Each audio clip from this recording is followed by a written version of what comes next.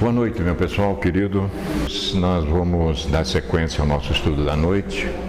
A segunda parte estamos tratando dos transtornos psíquicos, né, e os seus ajustamentos, seus enquadramentos.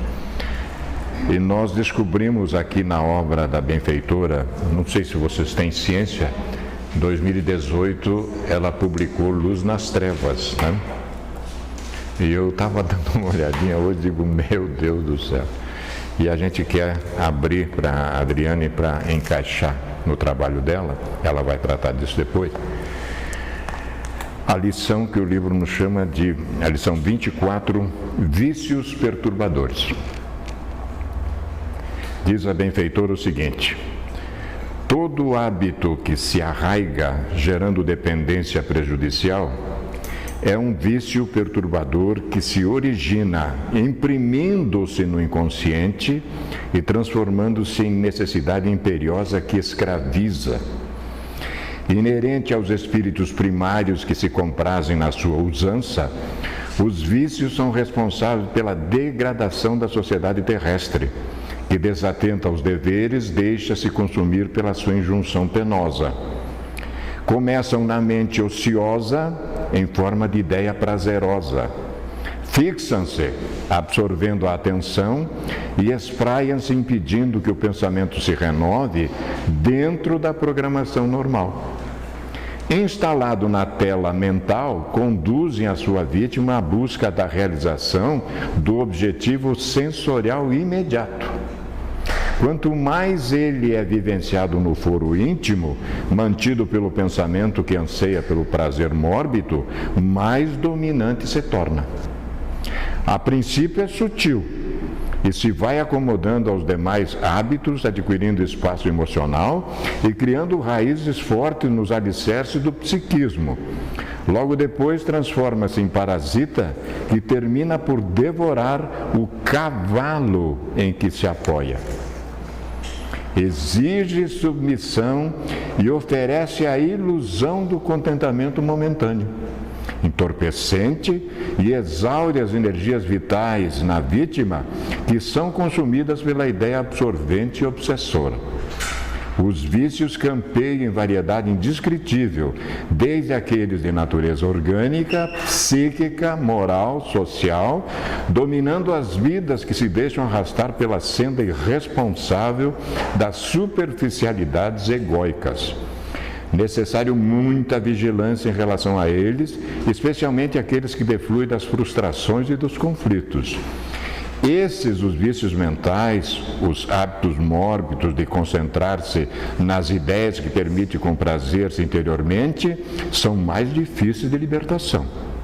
À medida que se espraiam na mente, propõem mecanismo utilitarista e de adaptação, criando diretrizes para burlar os impedimentos e poder fugir dos gozos íntimos que ultrapassam a normalidade.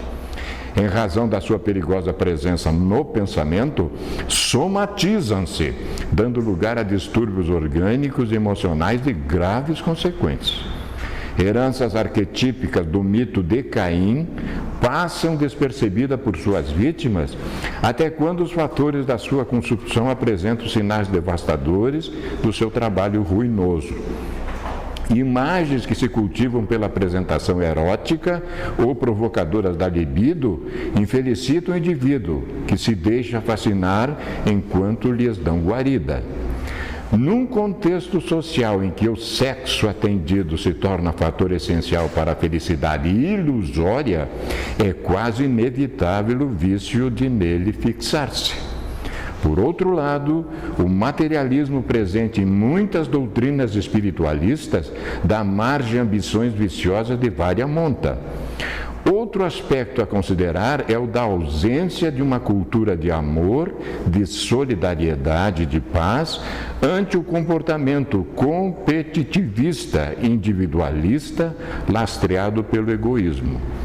Torna-se indispensável uma autoanálise segura para detectar-se inúmeras dependências mentais de caráter vicioso. E por aí vai. Isso aqui é só a introdução do capítulo. A nossa querida Adriane agora vai ampliar esses conceitos para nós. Olho nela. Então, boa noite.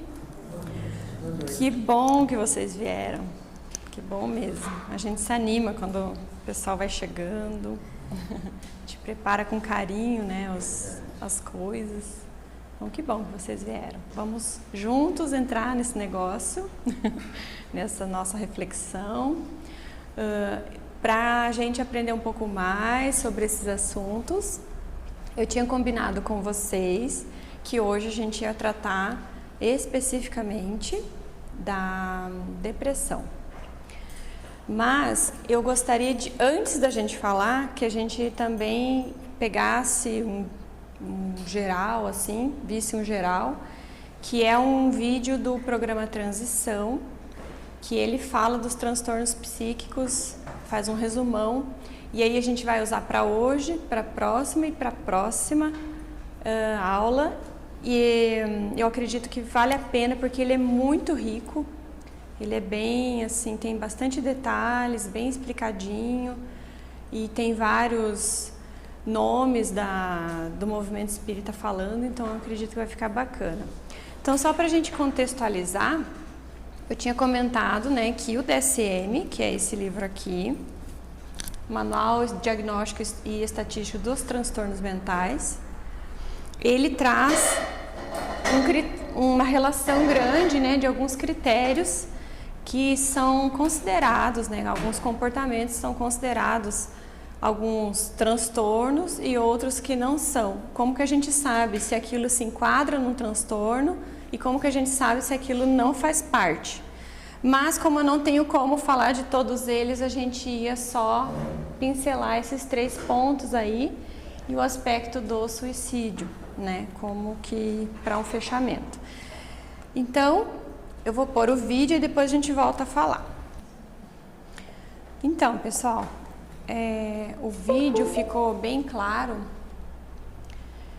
que quando a gente faz uma análise de algum comportamento, seja nosso ou de alguém que a gente convive, a gente jamais deve pressupor a existência de uma doença sem que um profissional da área faça a sua análise como ela deve ser feita.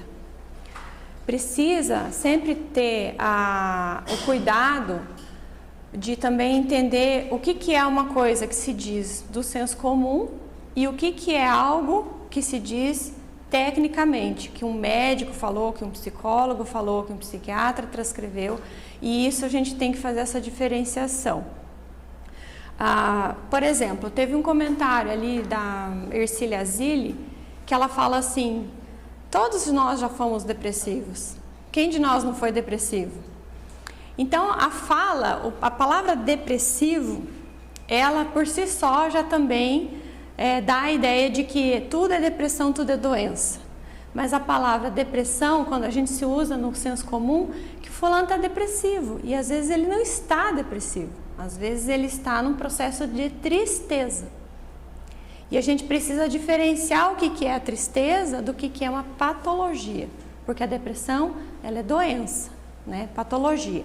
O livro aqui que a gente vai comentar, que é esse das contribuições da Joana de Ângeles, tem o capítulo 8 que fala sobre o transtorno depressivo e também o bipolar. Por quê? Porque a Joana de Ângeles tem um capítulo que ela trata os dois na mesma proporção. Porque o bipolar, ele faz essa variante entre o processo de depressão e processo de mania, que é quando a pessoa está mais agitada, mais eufórica, né? E faz um comportamento bipolar, que eles chamam, que varia entre uma polaridade para outra polaridade. Mas olha só, se a gente for pegar então, no DSM, o que é o transtorno depressivo maior, que é a depressão patológica, nós vamos encontrar que seria uma pessoa que fica com o humor deprimido na maior parte do dia. Ela tem uma acentuada diminuição do interesse das coisas que antes ela tinha prazer, por exemplo, visitar os familiares, fazer exercício físico, ir dançar com os amigos na festa, visitar os amigos, coisas que a pessoa gostava de fazer, por exemplo, jogar, ouvir música. Então ela vai tendo a perda acentuada desses prazeres e que de modo equilibrado, quando se está apenas triste, às vezes você tem um momento que você não deseja fazer aquilo, mas que passado um tempo você consegue voltar às suas atividades naturalmente. Então, além disso, tem outras coisas, como por exemplo a insônia, uma agitação ou então um retardo psicomotor, a pessoa fica prostrada, sabe? Não sai do lugar, fica deitado na cama, não tem vontade de tomar banho, de se alimentar. Ela também pode sentir uma fadiga muito intensa, constante. Um exercício, por exemplo, caminhar daqui para ali, é uma tarefa que ele não dá conta de fazer. Ele não tem condições de fazer isso. Ele também tem sentimentos de inutilidade, que ele é inútil, que ele não serve para nada, né? Que não sabe por que ele está aqui. Também uma capacidade diminuída de pensar, por exemplo, ou se concentrar, uma indecisão muito forte, não toma decisões do dia a dia, não consegue. E ainda pensamentos recorrentes de morte. Então esses são alguns dos critérios que o DSM traz para categorizar uma pessoa com depressão.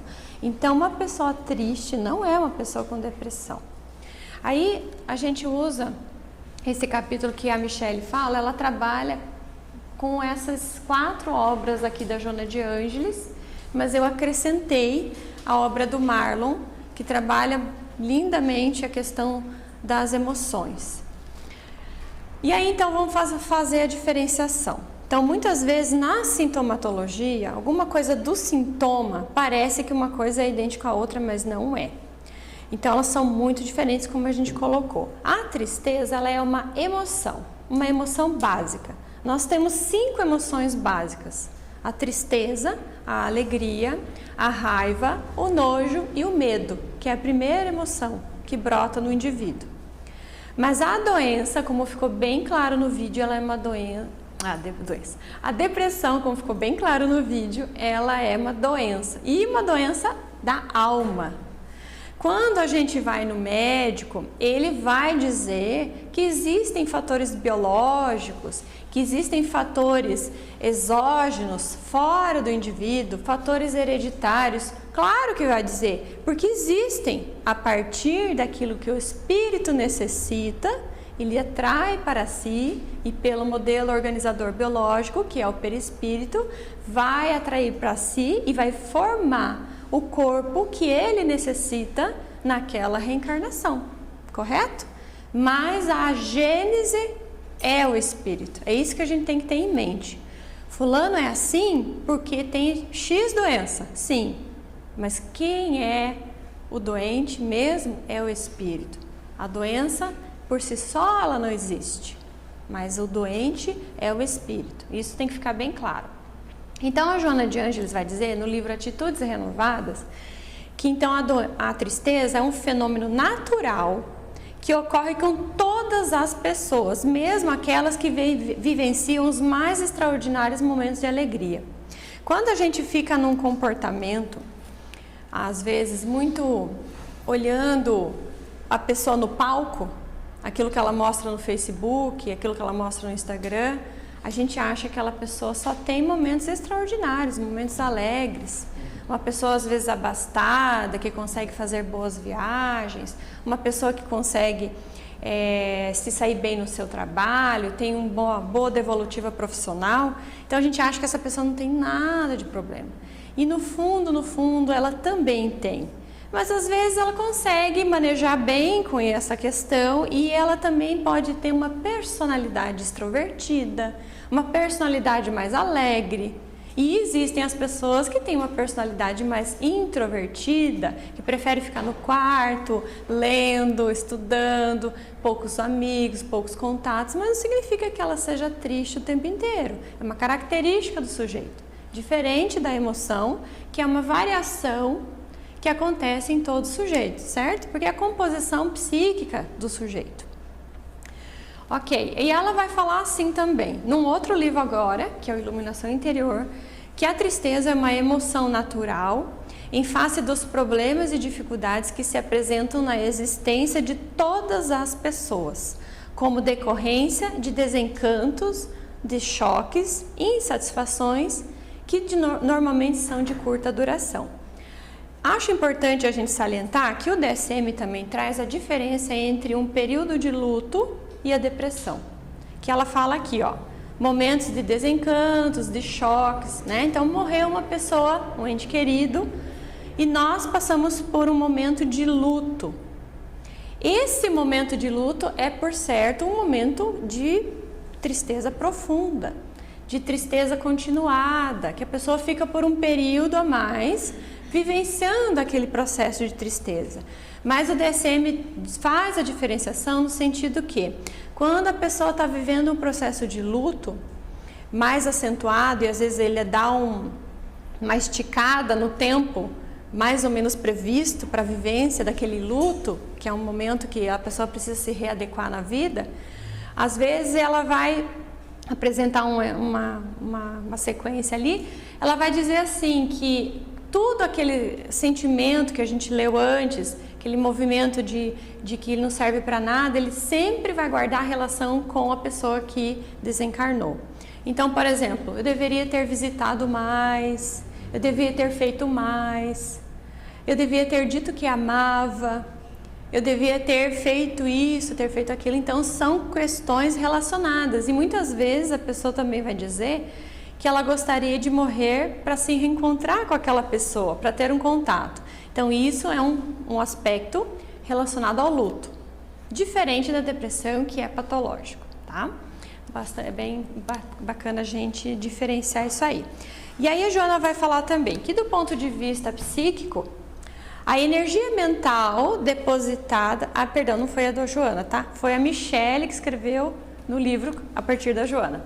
Então, do ponto de vista psíquico, a energia mental depositada em um objeto de amor, uma pessoa, um emprego, alguma coisa, ou em uma situação qualquer com relação a que o indivíduo esteja se relacionando, ela precisa então ser redirecionada diante da perda desse mesmo objeto ou situação.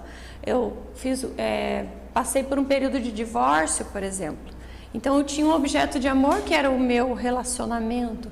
Eu preciso passar por um período mais depressivo, vamos colocar entre aspas, porque eu preciso redirecionar a minha energia para lá. Então, é natural esse comportamento de tristeza. Agora sim, então, o Marlon vai dizer também que não é a quantidade de experiências dolorosas e nem a intensidade da dor que resulta na depressão. Olha que bacana isso. Então, se a pessoa ela tem muitas dificuldades na vida, ela veio numa vida extremamente sofrida, isso não significa que é por conta da quantidade de tristeza que ela vai resultar em depressão, mas não saber lidar com os episódios tristes que aparecem na vida. Então, o livro é muito importante a gente falar esse detalhe, porque ele aborda a questão do cultivo da emoção. Tem um livro que a Joana fala, que se eu não me falha a memória, é aquele Vida Diária, Vida Feliz, aquele livrinho que é de bolso, que eles chamam de bolso, que tem um que ela fala que o cultivo da tristeza não é tóxico, mais ou menos assim. Mas esse cultivo que ela fala é diferente do cultivo que ele fala. O cultivo que ela fala é assim, você sempre estar vivendo momentos de tristeza e se apropriar desses momentos, de repente para chamar atenção, de repente para você conquistar coisas que você deseja do familiar. São ganhos secundários que vão acontecendo na vida a partir desse comportamento que a pessoa tem. Mas aqui, o que o Marlon quer dizer é você entender o porquê que a tristeza veio. Porque a tristeza, ela é uma emoção que traz um recado. Ela traz um porquê, um para que ela está ali. E a gente vai ver isso aqui, ó. Ela vai dizer assim, Joana de Ângeles agora, no livro Vitória sobre a Depressão. Esse livro, ele é assim, ele é interessantíssimo, o Vaninho já fez uma palestra de cada capítulo. Né, Vaninho? Todos os capítulos ele faz uma palestra por capítulo, de tão rico que é. Ele não fala o que é a depressão, mas ele traz mecanismos de como se libertar da depressão. E ela vai dizer aonde, né, quais as ciladas que o indivíduo entra para então se vincular com a patologia. Então, momentos que a pessoa escolhe, né, por desejo dela, por livre-arbítrio, ela se escolhe vincular e a partir daí ela fica adoecida. Então, Joana vai dizer, lá no prefácio da obra, que a depressão é doença da alma que se sente culpada. Eu queria aqui deixar bem claro que aqui a gente não está fazendo qualquer acusação. Ninguém está aqui para apontar, porque tudo isso aqui, todos nós estamos inseridos num planeta de provas e expiações e podemos entrar no processo patológico sim, se a gente não cuidar, porque nós temos muito mais tendências negativas do que tendências positivas nesse estágio evolutivo. Então, não é uma acusação, a Joana vai indicando, porque o desejo dela é que a pessoa tome conhecimento e a partir daí faça a transformação, não é nada acusatório. Então, quando ela fala que a depressão é doença da alma, que se sente culpada, quem de nós pode dizer que não tem culpa de passados que vivenciamos ou dessa existência? A gente não pode falar que não tem, né? Mas, e não poucas vezes, essa alma carrega esse sentimento no inconsciente.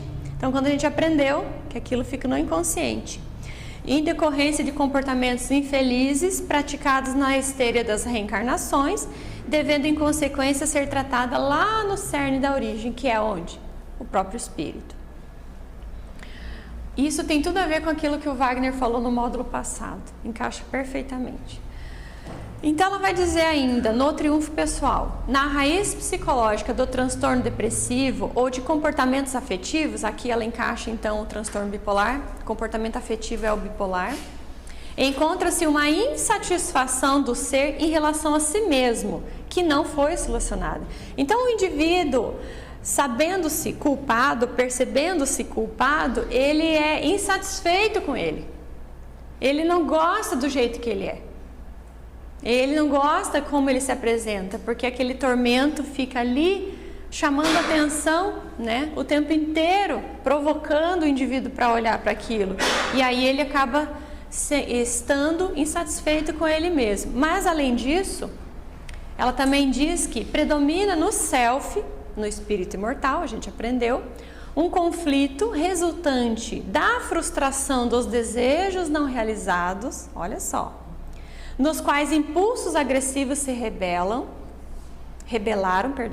ferindo as estruturas do ego que emergem em surta revolta, silenciando anseios e ignorando a realidade. Ou seja, além do indivíduo ser um sujeito culpado, além do indivíduo ser insatisfeito com ele mesmo, ele também é revoltado. Revoltado com o quê? Com a vida, com Deus, porque Deus não deu a vida que ele queria ter. Então é tipo uma criança birrenta, sabe? Ah, se você não quer brincar, eu pego a minha bola e vou embora. Mais ou menos assim. Então assim, Deus, se você não me der a vida que eu quero, eu não quero essa vida que tu me deu. Então, não aceitando a vida que é como ela é, e detalhe, nós acordamos e pedimos a vida como ela é, não aceitando essa vida, porque daí a gente achou pesada demais, a pessoa se revolta com aquilo e decide não viver esse chamado do self. Ela decide não viver. Então, a Joana diz também ainda no triunfo pessoal, os seus anelos, os desejos e prazeres disso resultantes, porque eles não foram atendidos, eles se convertem em melancolia. Lá no Evangelho segundo o Espiritismo, a gente vai encontrar o aspecto da tristeza com o nome de melancolia, e nós vamos colocar o texto aqui no final.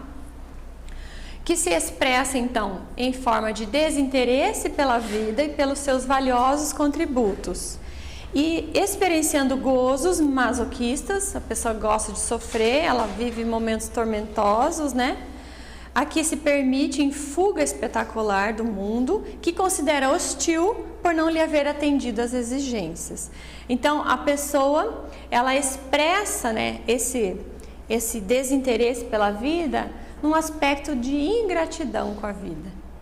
Então, o oposto disso seria a gratidão por aquilo que já tem. Então, o sujeito que já é grato por aquilo que já conquistou, ele consegue ver a vida sob um ângulo totalmente diferente do que ela do que ele acha que ela é, porque ele só está olhando o aspecto negativo, mas ele precisa passar por esse processo negativo para então chegar no processo positivo, para então merecer uma vida melhor. Mas ele não suporta essa vida, então ele decide adoecer, porque ele não suporta essa vida, ele não dá conta.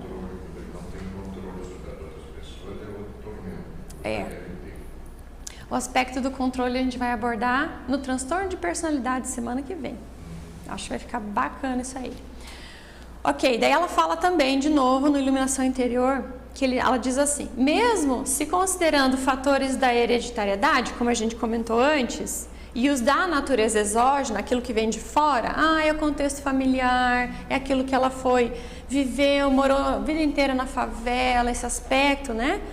Esse é considerável, sim, mas é o espírito, o desencadeador do transtorno martirizante, cabendo-lhe a responsabilidade de reverter o quadro mediante grande esforço da vontade, acompanhado pelos recursos preciosos da oração e da ação do bem, com os quais adquire valores que pode contrabalançar o erro e recuperar-se das dívidas morais.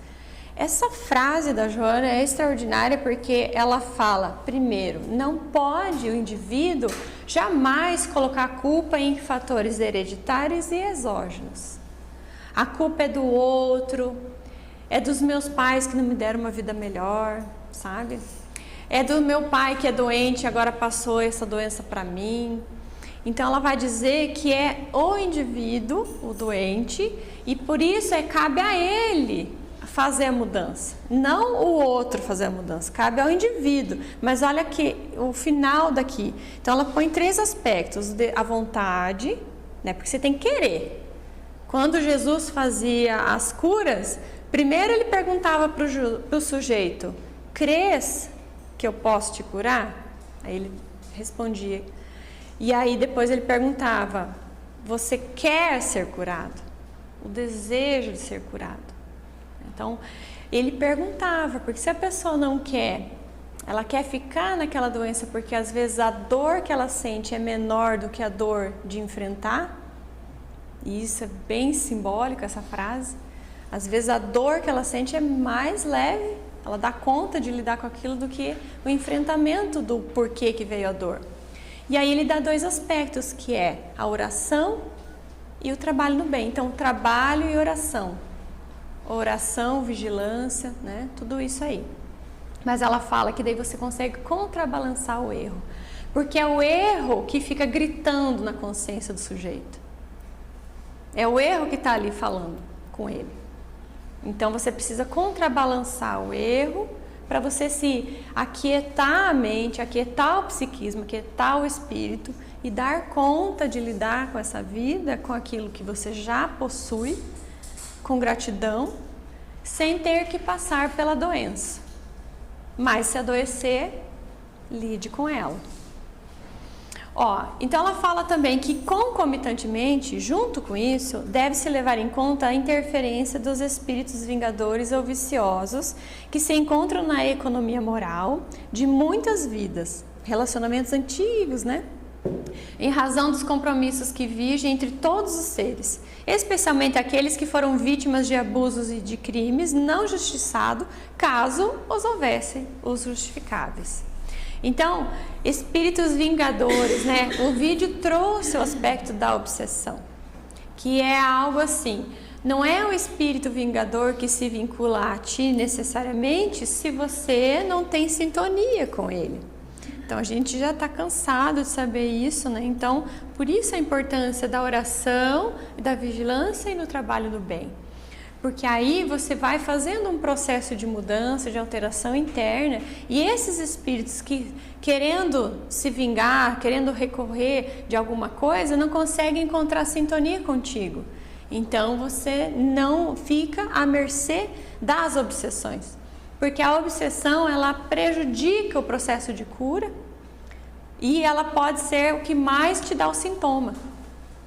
Então aí o sujeito precisa se medicar, porque nem sempre tem os recursos da doutrina espírita que explicam isso. E aí a medicação cria um novo efeito, né? Isso são outras questões que poderia falar. Então a Joana vai dizer de novo: quando os pensamentos insidiosos, aí é um alerta, e insistentes predominarem em tuas paisagens mentais, convidando-te à fuga dos relacionamentos, dos compromissos de qualquer ordem, vigia e age, porque estás sob as garras perversas do transtorno perigoso. Então, prestar atenção em si, saber o que você tem de competências, o que você é, por isso a importância de se conhecer. Para entender se aquilo é uma característica sua ou se você está, de repente, entrando num processo de adoecimento mental. E o adoecimento mental, a gente comentou na nossa primeira conversa, ele é algo assim que sutil, que a pessoa pode se vincular com esse adoecimento mental pelo estresse exagerado, pelo ciúme doentio, pelo excesso de trabalho, pelo excesso de ócio, pelo excesso de todas as coisas, a gente pode acabar se vinculando e adoecendo mentalmente. Pensamento recorrente, prece e cautela, né? Então, aí Joana vai dizer, olha a ética da mentora. A ética, como bem ressaltou o Alberto Almeida. A depressão ela deve ser cuidada por especialistas nas áreas da psicologia, da psicanálise e psiquiatria, conforme se apresente o torpe fenômeno. Ou seja, a partir da instalação da doença, concomitantemente com o tratamento espírita, deve-se fazer o tratamento com psiquiatria, com psicólogo, se possível os dois, né? Porque são variantes diferentes. E por quê? Porque a partir daí, o especialista é que vai fazer com que, muitas vezes, cesse alguns dos sintomas e a pessoa consiga organizar os pensamentos novamente. Pode ser que a pessoa use o medicamento por um tempo e depois deixe de usar. Pode ser que a pessoa use os medicamentos a vida inteira e não tem problema. Porque o importante não é se ela usa ou não usa o medicamento necessariamente, mas se ela está fazendo a jornada individual dela, se ela está fazendo o seu processo de transformação. Isso é importante. Se ela está fazendo, se ela está se compreendendo, se ela está evoluindo, isso é importante. Porque é para isso que a gente veio. Porque às vezes eu vim com essa programação reencarnatória de doença e não tem jeito, eu vou precisar passar por ela, entende? Como ela falou, eu acredito que foi a Sueli Schubert falou, não tem jeito, mas a doença é o que vai curar o espírito. Então, às vezes a pessoa morreu de câncer, mas morreu curado. Percebe a diferença? A cura que a gente está falando aqui é a cura que Jesus falava, a cura do espírito imortal. Não é a cura do corpo, porque o corpo, né? Um tempo ele fica aí, mas vai embora. É efêmero, é temporário. Então, isso que é importante a gente falar. Padre. Oi, pode falar. Exatamente, mas eu não querendo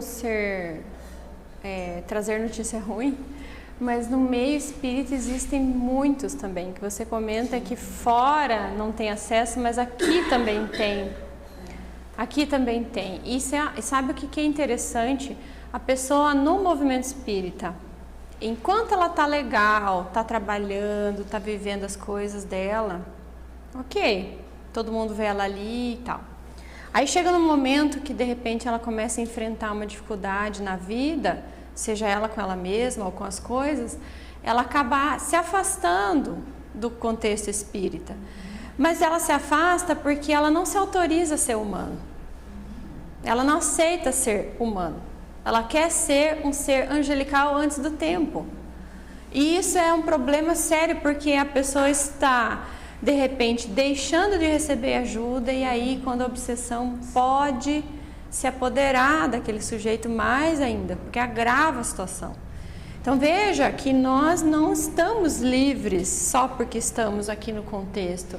E a gente usar o conhecimento contra, porque aí Sim. por que eu não vou? Eu estou em depressão e aí eu falo, o quê? Agora eu vou pro grupo, for me assumir deprimida, daí todo mundo vai falar, e olha lá, consciência culpada, hein? Por isso que Exatamente. Exatamente. Por isso que eu ressaltei que não é uma acusação, e eu gosto muito de chamar a atenção que não é porque a pessoa é coordenador de grupo de estudo, se ela faz palestra, ou se ela só vem tomar o passe, ou então entrega água fluidificada, que ela é melhor do que os outros. Pelo amor de Deus, gente. Não é. Ela, às vezes, ela tem um pouco mais de instrução, porque estudou, mas é isso aqui, e que, tá, qualquer pessoa que estuda vai lá e faz. Não é assim que a gente tem que avaliar a pessoa. Isso é uma característica. O que a pessoa faz, ela tem capacidade de falar em público, é uma característica, não é evolução. Não tem nada a ver com o que ela é. Segundo Marlon, um pouco de exibicionismo. Um pouco de exibicionismo? Não, eu diria que muito exibicionismo. Eu adoro aparecer. A gente gosta de aparecer e por isso a gente faz palestra. É verdade. É verdade. Pronto, falei. Pronto, falei. Assumiu. Assumi mesmo. E é isso, só que hoje eu uso o meu exibicionismo para isso. Antes eu usava para uma coisa muito pior. Então a gente tenta pensar e colocar que o ajuste ele é muito gradativo. O meu equilíbrio com as leis de Deus, elas são muito leves cada vez. Eu não consigo dar um passo muito grande, não consigo. Não é assim que funciona. É uma coisa muito gradativa. Então, sim, ainda estou nesse grau de exibição. Mas, às vezes, a pessoa está num grau de masoquismo. Ela quer sofrer, como está falando no texto aqui. E ela prefere ficar com aquela dor, porque ela não dá conta de lidar com o aspecto que a depressão está trazendo, ou a tristeza está trazendo. Não nos coloca em exceção. Nós temos muito mais informação para lidar com o problema. E não nos afastar da coisa. Exatamente. Então, olha o que o Marlon traz nesse livro. Se o sujeito ele é incapaz de cultivar a tristeza do jeito que ela merece, eu adoro essa frase, a depressão o obriga a ir ao encontro interior de maneira drástica, ou seja, é o chamado compulsório do self. Porque se eu tenho um momento de tristeza, se eu passo por um momento triste, precisa entender que aquela tristeza ela é um retraimento psíquico, é uma baixa de energia, de modo que eu faça uma análise na minha vida. Então eu vou analisar a minha vida, vou ver se a vida está fazendo o progresso que eu gostaria, o que eu desejaria. Eu vou reavaliar o meu planejamento reencarnatório, porque eu não tenho ele como uma planilha ali, mas eu sei mais ou menos o que eu tenho, porque eu sei com quem eu reencarnei, eu sei o contexto familiar que eu estou, eu sei o meu contexto social, eu sei o meu contexto físico, fisiológico, psíquico, eu sei tudo. Então basta você prestar atenção nesses aspectos que você já sabe o que você vê resolver aí. Então você faz uma avaliação, você para, então ele é como se fosse assim, eu dou um passinho para trás para dar 3 para frente. No ditado popular não diz isso? Então, ele é um retrocedimento da energia psíquica, de modo que esse retrocedimento me deu um impulso para frente. Veja bem, se eu der conta de entender o que a tristeza veio me falar. Se eu não olhar para isso, pode ser que eu precise, então, de um chamado compulsório, porque o self vai chamar, um pouco mais drástico. E aí eu vou receber, em troca, talvez um processo depressivo nesse sentido. Então, é um outro aspecto que a gente vai olhar. Então, assim, em nível saudável, a tristeza proporciona um retrocedimento mental para a análise da vida, como a gente já comentou. Buscamos, portanto, a satisfação do ego, enquanto que o eu superior fica à margem. A gente faz muito isso. O que a gente faz? Mito de Narciso. Vem para a Terra, reencarna, esquece para que veio, não presta atenção na vida, não faz o processo de transformação, só busca a satisfação do ego em tempo integral, e aí o eu superior, o aspecto do self, fica à margem, ele fica esquecido. Então vem alguma coisa para chamar atenção. vem alguma coisa para que a gente, opa, vamos acordar? Você está perdendo tempo. Vamos fazer uma mudança aí? Porque a vida está passando, o tempo está correndo e não tem jeito, você tem que olhar para isso. Então é mais ou menos assim. Nós, né?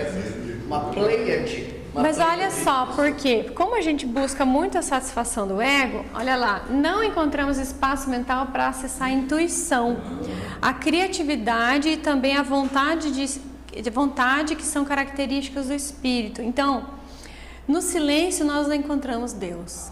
Se a gente não faz não tira esse tempo para olhar para essas coisas, nós não conseguimos ouvir essa voz interna que está nos indicando a direção sem falha.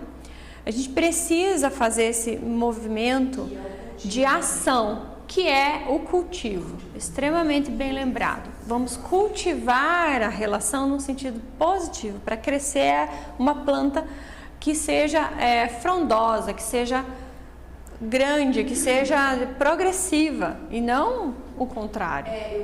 E olha só, olha que frase provocativa de Jung. A depressão é como uma mulher vestida de preto. Se ela aparecer, não a afaste. Convide-a para entrar. Ofereça-lhe um assento. Trate-a como uma convidada e ouça o que ela tem a dizer. A questão aqui é muito interessante, porque veja bem, se eu vejo a depressão se aproximando, a nossa tendência é se afastar, é fingir que não viu, né? Deixar para lá. Aqui a ideia não é isso, é porque ele olha tudo na perspectiva de progresso. Quando você vê ela, traz ela como uma convidada, porque aproveita esse momento para a tua evolução. Então, ouça o que ela tem para dizer. Por que a depressão veio? É o chamado compulsório do self. Olha, que belíssimo esse olhar. Então, o que ela tem para te dizer, às vezes eu até poderia arriscar assim, possivelmente é o que vai resolver a tua encarnação e vai te fazer dar um salto bem interessante nessa vida. Isso eu acho que vale a pena a gente prestar atenção. E ela vem, às vezes, vestida de negro, como a depressão, mas ela pode vir vestida com muitos vestidos.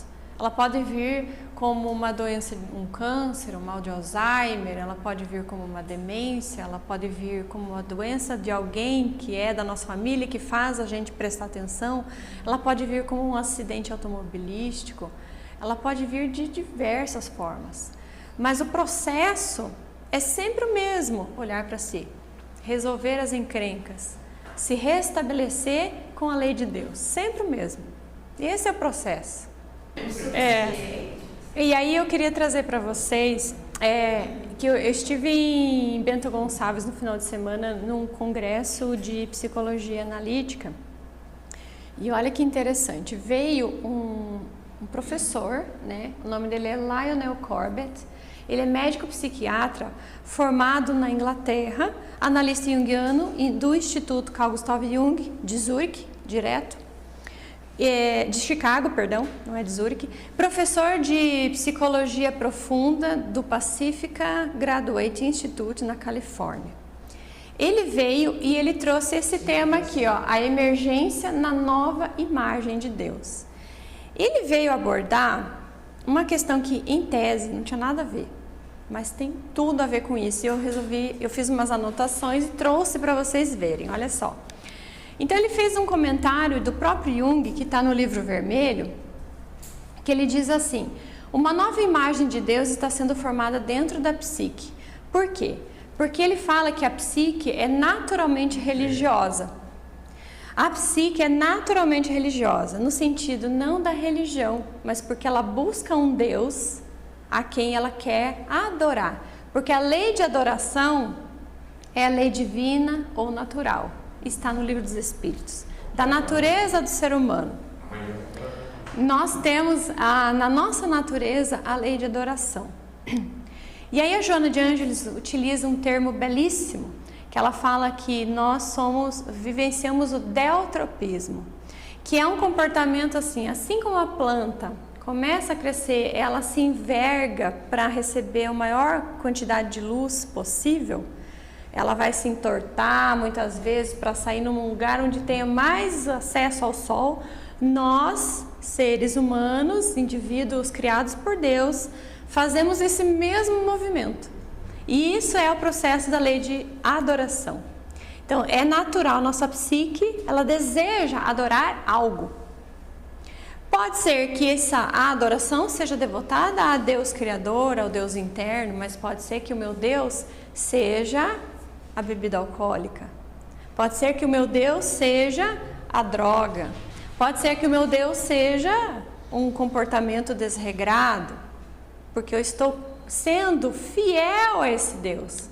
E aí eu crio rituais dentro de mim, de modo que eu sirva esse Deus, com D minúsculo, interno, até que eu me sinta satisfeita, por conta dessa natureza da psique. Não sei se ficou claro isso, mas a gente vai falando mais, acredito que vai clareando melhor. Por quê? Porque existe uma constante integração do desejo, de integração do ego com o self. O tempo inteiro a psique procura fazer esse ajuste entre esses dois pontos. O tempo inteiro ela tenta fazer esse reajuste. Então, nós buscamos dentro de nós uma nova imagem de Deus para entender um Deus diferente do que aquele Deus que a gente entendia de outras denominações religiosas, mas não somente isso, aquele Deus que a gente adorava no período que a gente achava que ele era quem lançava as pragas na nossa plantação, porque ele era mau, porque ele queria devolver algo ruim que a gente fez. Então, esse processo, nós estamos fazendo uma identificação diferenciada desse Deus, que é um Deus melhor, que é um Deus perfeito, que é um Deus criador, um Deus que cura, um Deus que salva. Diferente, não tem nada a ver com esse Deus que a gente tem nos nossos arquétipos antigos, daquilo que a gente veio vivenciando até então. Aí ele fala, eu consegui trazer esse processo, interpretar, que a depressão nesse sentido, ela seria então a busca dessa autorregulação do self com outro Deus. O Deus interno ou ainda o Deus criador. Ou seja, se eu estou adorando um Deus com D minúsculo que me faz mal, a depressão vem me trazer esse processo de autorregulação para esse Deus interno, para esse Deus criador. Percebe? Acho que agora clareou melhor. Então, esse movimento que a depressão faz para nós, a gente já vai falar de uma parábola que mostra exatamente esse comportamento de autorregulação. Então, o self é naturalmente autorregulador. Eu estou tão transtornado num momento que eu estou vivenciando difícil da minha vida, automaticamente ele busca mecanismos e recursos de autorregulação. Ele vai se ajustando, porque isso é da nossa natureza. Ou seja, quando Deus nos criou, Ele nos colocou com todas as competências, com todas as ferramentas possíveis, todas imaginárias, que a gente nem sabe o que tem, por isso torna-te quem tu és, a fim de que façamos a nossa viagem com o melhor nível de ganho possível, com maior condição de crescimento e de aprendizado possível. A gente trouxe todos esses recursos. Nós não viemos aqui desabastecidos ou sem aprendizado. A gente traz tudo isso. Estamos tomando ciência disso nesta existência. É. Fundamental. Isso, então o self, o espírito imortal, ele busca reajustar-se, ele busca por uma nova imagem do divino, saindo daquela que o indivíduo hoje adora, sabe Deus o que ele está adorando, para então adorar o Deus Criador. Então agora, clareou? Ficou possível entender. Então a gente vai migrar de um Deus, que a gente tinha uma imagem de Deus interno, para um outro Deus. Esse é o comportamento, né, de transformação. E aí a gente entra na parábola do filho pródigo. Quando o filho pródigo pede ao pai que lhe dê a herança antes de sua morte e vai viver a vida do ego, ele optou pelo Deus do dinheiro, da vida farta, das riquezas materiais, do aproveitamento da vida material, colocando entre aspas, mas deixou de lado o Deus Criador, o Deus interno. Então ele estava adorando o Deus da fortuna, ou como o Velho Testamento traz, o bezerro de ouro, né? Ele estava adorando isso no sentido psicológico, a gente pode colocar, simbólico, não que ele fizesse referências, mas nesse sentido psicológico, para deixar de adorar ao Deus da salvação, da criação, da transformação. Então, quando a gente estuda a parábola do filho pródigo, fica extremamente encaixada com esse processo de desassociação com o Deus Criador. E por isso a pessoa precisa fazer o movimento contrário. Então, o espírito precisa descobrir o sentido existencial.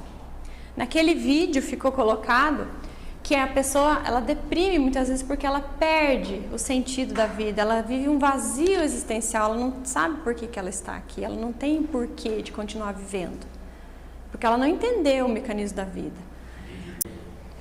Então, olha, às vezes essas questões vêm para nos chamar a atenção, para efetuar o retorno para o eu profundo, para adorar o Deus interno, deixando de atender apenas o ego.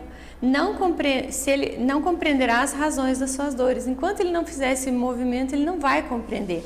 Da onde que eu tirei isso?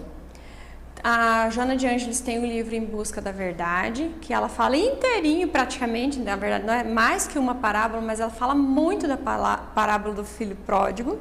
E existe um capítulo no livro Vitória sobre a Depressão que ela também trata do retorno, o título é O Retorno do Filho Pródigo, porque é o retorno mesmo, e quando ele volta-se para Deus de novo.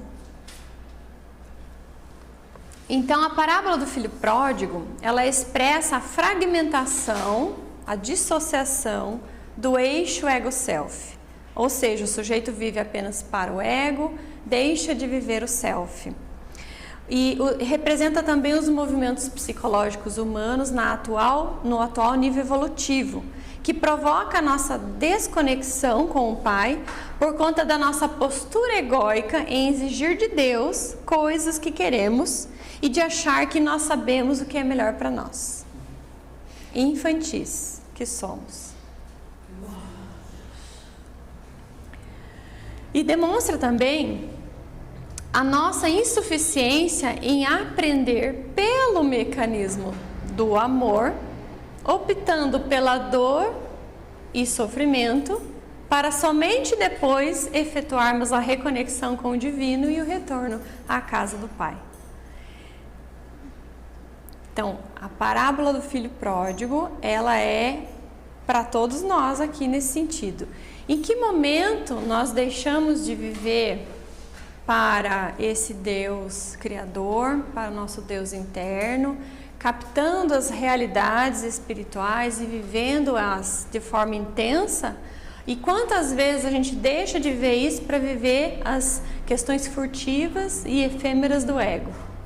Então a gente troca essa vivência, e aí ela fala, você opta por algo masoquista, e ela tem toda a razão, porque é masoquismo viver afastado de Deus. É sofrer. Então, tá lá no Livro dos Espíritos, o homem só é infeliz quando das leis de Deus se afasta. Então, desta forma, o despertar do self é inevitável, não tem jeito, porque o progresso é inexorável, ele é um determinismo divino, o progresso. Então, o despertar do self para esse progresso é inevitável, para que ocorra o retorno à casa paterna, porquanto nenhum lugar no mundo de ilusões existe que se compare à segurança e harmonia do amor de Deus. Por esta razão, a depressão pode simbolizar um chamado do self para que voltemos o nosso olhar para as realidades espirituais, pois que o tempo de permanência no sono profundo já não nos satisfaz e não nos faz sentido. E a busca pelo significado da vida, que somente será verdadeiramente vida se tiver significado. Enquanto você não tem significado, ela fica vazia. E a pessoa perde o porquê da existência vivendo o vazio existencial. Ela tem que ter um sentido, tem que ter um significado. Qual que é o nosso significado? A evolução, a vivência numa vida plena, a vivência a uma vida feliz, que é o que a gente merece porque Deus assim quer. Mas nós burlamos a própria lei desejando, temporariamente, qual seja, poderemos dizer assim, ficar numa vivência egóica e que nos traz dor, que nos traz dificuldade, alimentando-se das alfarrobas junto com os porcos, como diz a parábola do filho pródigo. A gente faz essa escolha, e é uma escolha. Como meu tempo acabou, os 3 últimos slides, ok? Para a gente fechar. Eu tinha comentado que no livro do Evangelho segundo o Espiritismo, a gente vê a depressão ou a tristeza como melancolia. Então eu trouxe um trecho, uma parte do que o Espírito, que dita a mensagem, fala a respeito disso. Crede-me, resisti com energia a essas impressões que vos enfraquecem a vontade. Tem muitas coisas na nossa vida que às vezes faz com que a gente enfraqueça a nossa vontade de dar sequência na vida. Sim, elas são inatas do espírito de todos os homens, as aspirações de uma vida melhor. A gente quer uma vida melhor. Mas não as busqueis neste mundo. E também, e agora, quando Deus vos envia os espíritos que lhe pertencem para vos instruírem acerca da felicidade que Ele vos reserva, aguardai pacientemente o anjo da libertação, ou seja, a resolução, a morte, né, para vos ajudar a romper os liames que vos mantêm cativos no espírito.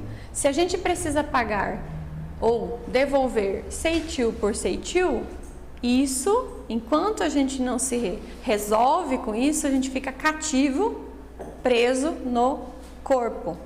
Precisa reencarnar. Então isso é que nos mantém o espírito preso. É a nossa ainda não reajustamento com a lei.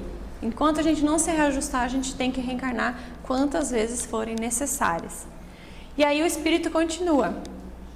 Lembrai-vos de que durante o vosso degredo na terra, quando a gente veio reencarnar, tendes de desempenhar uma missão de que não suspeitais. Nós temos uma missão, quer dedicando-vos à vossa família, ou quer cumprindo diversas obrigações que Deus vos confiou. Se no curso desse degredo, provação, exonerando-vos dos vossos encargos, sobre vós desabarem os cuidados, as inquietações e as tribulações, sede fortes e corajosos para os suportar. Jesus pede para que nós suportemos as provas e as dificuldades que vêm na nossa vida. Só suportar, porque às vezes a gente não consegue resolver. Não tem jeito, vai ter que viver as coisas daquele jeito mesmo. Então, suporte, sem reclamar, compreendendo, sem deprimir, sem se revoltar com a vida. É isso que ele está dizendo. Veja a coisa por outro ângulo. Então, afrontai-os, essas dificuldades, resolutos. Duram pouco e vos conduzirão à companhia dos amigos por quem chorais, e que, jubilosos por ver-vos de novo entre eles, vos estenderão os braços a fim de guiar-vos a uma região inacessível às aflições da terra. François de Geneve. Nós aqui estamos no mundo de provas e expiações, não podemos esperar que ele seja um mundo de alegrias, de felicidades, porque ainda não é. Ainda não é. Nós estamos inseridos aqui, não é à toa, porque nós estamos nessa mesma condição espiritual. Todos nós temos um padrão vibratório, um padrão de atitude, um padrão psíquico muito similar, muito parecido. Embora muitas vezes a gente não queira nem acreditar, porque quando a gente olha uma coisa e fala, meu Deus, né? Sou parecido com isso. É. E ele deve falar a mesma coisa, oh meu Deus, sou parecido com aquilo. É, também. Porque a gente tem um padrão parecido. Claro que no meio de nós existem pessoas melhores que vieram para estimular o nosso progresso, mas a grande maioria é muito parecida, né? E esteve entre nós um indivíduo cuja envergadura moral até hoje não teve outro, Jesus Cristo. E aí ele fala assim, ó, a vossa tristeza um dia se tornará alegria. Daí ele faz uma analogia. A mulher, quando está prestes a dar à luz, tem tristeza porque a sua hora chegou. Quando, porém, a criancinha é gerada, não mais se lembra da provação por causa da alegria. Tudo vai passar, como um parto. O parto acontece, você vai sentir as dores, você vai sentir as angústias, você vai pensar, e agora o que será de mim? Como eu vou fazer para cuidar dessa criança? Que é uma metáfora que ele se utiliza. Tem tantas outras formas de partos que a gente faz por aí e que nos causam tristeza, sim, mas um dia a gente não vai nem lembrar disso por causa da alegria de ter avançado no progresso, de ter caminhado para frente, de ter persistido, de ter suportado sem murmurar, sem enlouquecer, de ter suportado sem deprimir, porque não, às vezes a gente pode evitar, ter suportado sem se suicidar. É isso que ele quer de nós, porque às vezes a gente vem com uma prova bem dura mesmo, mas a gente precisa dessa prova. E veja, como não há privilegiados, Deus não faz nenhum privilegiado, Ele, o próprio Cristo, viveu isso tudo. E Ele fala, tenho-vos falado essas coisas para que tenhais paz em mim, ou seja, eu sou exemplo. No mundo tereis provações, aflições, dificuldades, dores, doenças, enfim. Mas animai-vos, pois eu venci o mundo. Então Jesus fala dele mesmo porque ele conseguiu viver todas as agruras, as dificuldades, inclusive nesse período em que ele já era Cristo, sem ter nada para expiar. Ele veio e vivenciou muitas dores, traições, negações, até ser crucificado e morto na cruz. Ele viveu muitas coisas e nós queremos ter uma vida diferente, uma vida melhor, sem merecer? Seria negar a justiça de Deus. Então nós precisamos primeiro vencer o nosso mundo interno, para então poder merecer um mundo regenerado, um mundo melhor, um mundo mais ditoso, como a Revista Espírita sempre mostra para a gente como é um mundo ditoso. Então essa é a mensagem que eu gostaria de deixar, para que nós façamos as nossas reflexões pessoais, de modo a entender o que está faltando, para a gente fazer a oração ao Pai maior e deixar de adorar outros deuses, deuses do martírio, deuses do masoquismo e da tristeza. Então agradeço a atenção de todos e aguardo na semana que vem, ansiosa, para falar do transtorno de ansiedade.